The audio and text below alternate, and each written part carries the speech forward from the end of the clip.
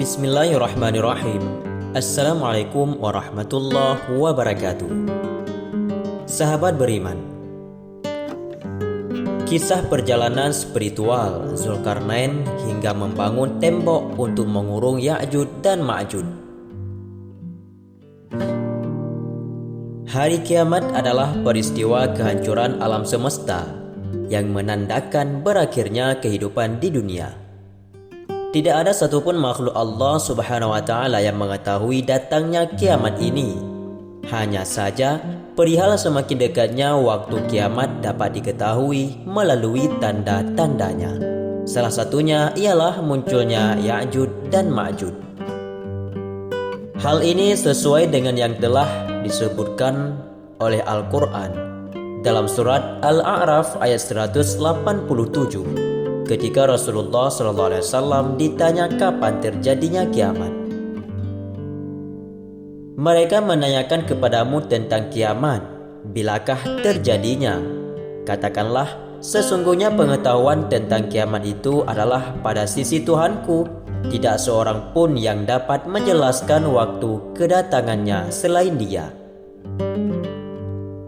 Membahas salah satu tanda-tanda kiamat ialah mengingatkan kepada sosok raja yang berhasil membuat tembok raksasa untuk mengurung Ya'juj dan Ma'juj, yakni Raja Zulkarnain. Zulkarnain adalah seorang laki-laki yang dilahirkan dari keturunan Sam bin Nuh alaihissalam. Ia hidup di istana ayahnya yang ketika itu menjadi salah seorang raja. Setelah ayahnya meninggal dunia, ia menggantikan kedudukan ayahnya sebagai raja. Nama asli Zulkarnain adalah Hurmuz, tapi ia lebih menyukai julukan Zulkarnain. Ada yang meriwayatkan bahwa Hurmuz dulu memakai topi besi yang memiliki dua tanduk sehingga ia dijuluki Zulkarnain.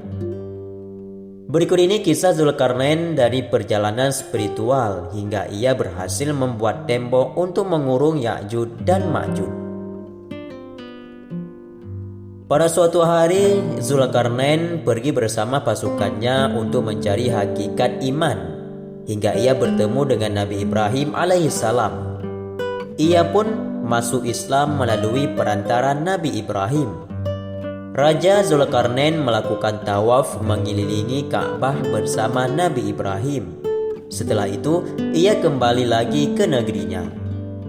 Allah Subhanahu wa Ta'ala memberi Zulkarnain para menteri yang terdiri dari kalangan ahli iman dan kebenaran. Khidir alaihissalam menjadi menteri dan penasihat pribadinya. Zulkarnain berkeliling menjelajahi dunia bersama Khidir. Dan Khidir mengajarinya sebagian dari ilmu Allah yang tidak diketahui oleh siapapun selain dia.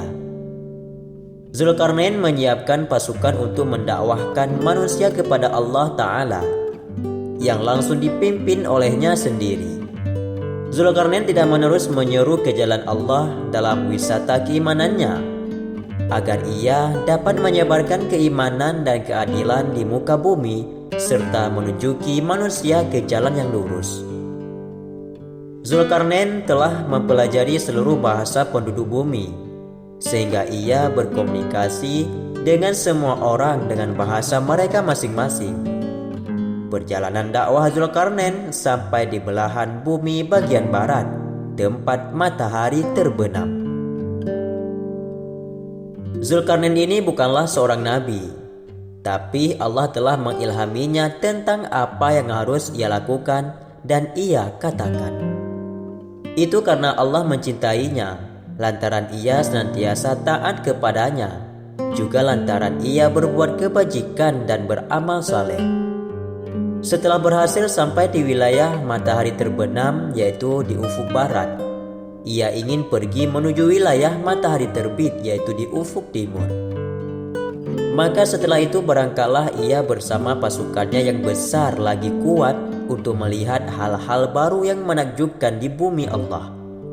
Perjalanan Zulkarnain dan pasukannya menghabiskan waktu 12 tahun hingga pada akhirnya sampailah di tempat matahari terbit Di sana ia melihat keajaiban yang lain dari ciptaan Allah. Ia menemukan suatu kaum yang tidak beralas kaki dan tidak pula memakai pakaian. Tidak ada penutup atau penghalang antara mereka dengan matahari. Tidak ada rumah yang mereka tempati dan dijadikan pelindung dari sengatan matahari. Kemudian Zulkarnain menemukan tulang belulang. Ia pun bertanya kepada penduduk setempat tentang tulang belulang tersebut. Lalu mereka menjawab, "Ini adalah tulang belulang prajurit yang sampai ke sini lebih dahulu daripada kalian. Mereka terbakar oleh sengatan matahari hingga mereka semua pun mati." Lantas Zulkarnain mengajari mereka cara membangun rumah yang dapat melindungi mereka dari sengatan sinar matahari. Ia juga mengajak mereka untuk menyembah Allah, Zat yang Maha Esa. Mereka pun banyak yang beriman kepada Allah. Lalu perjalanan Zulkarnain pun berlanjut. Ia berangkat memimpin pasukannya untuk mencari tempat-tempat yang baru dan makhluk-makhluk yang lain untuk diajak menyembah Allah Subhanahu wa Ta'ala. Sampailah pada suatu tempat, yaitu tempat Ya'juj dan Ma'juj. Ya'juj dan Ma'juj adalah makhluk Allah yang aneh dan juga asing. Mereka mempunyai bentuk, ukuran, dan fisik yang membuat manusia terkejut dan heran bila melihat mereka. Mereka berasal dari keturunan Yafis bin Nuh alaihissalam. Allah memanjangkan usia mereka dan memperbanyak keturunannya. Ukuran mereka sebagian ada yang tingginya sejengkal, ada yang tingginya setinggi pohon, dan ada pula yang tinggi dan lebarnya sama. Mereka memiliki taring seperti binatang buas, cakar seperti kucing, dan rambut yang panjang yang dapat melindungi dan menjaga badan mereka dari teriknya sinar matahari musim panas dan dinginnya cuaca musim dingin. Mereka tidak akan mati sebelum mempunyai 1000 orang anak. Mereka adalah orang-orang kafir yang tidak beriman kepada Allah, suka merampok, malas bekerja, serta suka mengganggu dan merugikan manusia yang ada di dekatnya. Mereka memakan tanaman, biji-bijian, dan binatang ternak milik manusia. Jika mereka minum air, maka tidak ada yang tersisa sedikit pun. Mereka tinggal bersebelahan dengan sekelompok manusia biasa di sebuah tempat yang bernama Bainas Saddain. Kemudian Zulkarnain datang ke Bainas Saddain. Di sana ia bertemu manusia yang sedang merasakan pahitnya kehidupan karena Ya'juj dan Ma'juj. Akan tetapi Zulkarnain menghadapi suatu permasalahan, yaitu komunikasi. Ia tidak dapat memahami bahasa penduduk setempat dan mereka pun tidak memahami bahasanya. Sampai akhirnya Allah menunjukkan suatu cara kepadanya untuk memahami apa yang mereka kehendaki. Penduduk setempat mengajukan sebuah penawaran kepada Zulkarnain. Mereka berkata, "Sesungguhnya Ya'juj dan Ma'juj adalah sekelompok manusia yang membuat kerusakan di muka bumi. Maukah engkau kami bayar untuk membuat dinding penghalang antara kami dan mereka?" Zulkarnain pun menjawab, "Apa yang telah dianugerahkan Allah kepadaku lebih baik daripada imbalanmu.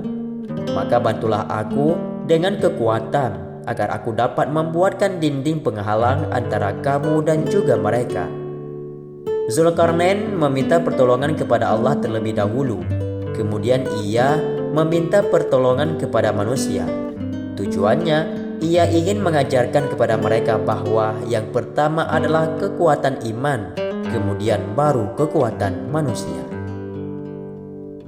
Singkat cerita, Zulkarnain pun mulailah membangun tembok yang dibantu oleh prajuritnya dan orang-orang tersebut. Zulkarnain mulai mengukur jarak di antara kedua puncak gunung, yaitu gunung yang mengelilingi kawasan tersebut. Setelah pekerjaan itu selesai, Zulkarnain berkata, "Dinding ini adalah rahmat dari Rabbku, maka apabila janji Rabbku telah tiba, Dia akan meruntuhkan dinding tersebut dan janji Rabbku ini benar." Keesokan harinya Ya'juj dan Ma'juj berusaha menghancurkan dinding itu. Mereka hendak memakan tanaman dan mencuri biji-bijian milik manusia yang berdekatan dengan mereka. Namun mereka tidak sanggup melakukannya. Kuku-kuku dan taring-taring mereka tidak mampu menghancurkan dinding yang kokoh itu. Sungguh Allah telah menentukan bagi mereka suatu waktu untuk keluar ke muka bumi dan menghancurkan dinding tersebut dan menjadikannya sebagai salah satu dari tanda-tanda kiamat. Setelah itu Zulkarnain kembalilah ke negerinya setelah perjalanan keimanannya berhasil ia tempuh.